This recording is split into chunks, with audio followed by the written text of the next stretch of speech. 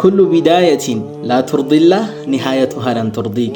ከጅማሬው አላህን ያላስደሰተ ግንኙነት መጨረሻ አያምርም። ወስአሊል ሙጀሪቢን፣ እስኪ ያለፉትን ከዚህ በፊት ይህን ነገር ያሳለፉትን ሰዎች ጠይቃቸው። የእድሜ ባለጸጋዎችን በሐራም መልኩ የተጀመረ ገንዘብ ሐላል ንግድ ስራ መጨረሻ አያምርም። በሐራም መልኩ የተገባ ትዳር መጨረሻ አያምርም፣ ሲፈርስ ነው የምንመለከተው።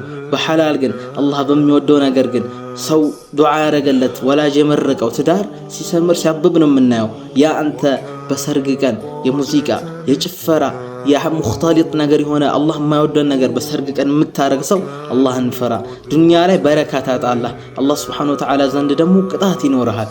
በቲጃራ መልኩ ደግሞ መጥፎን ነገር ያልጨመሩ እነዛኮ ወለዚነ እነዛ የሚያጭበረብሩ ሰዎች ነገ የውመል ቂያማ እኮ ያን ያጭበረብሩትን ያምታቱትን ተሸክመው ነው ነገ የውመል ቂያማ የሚመጡት።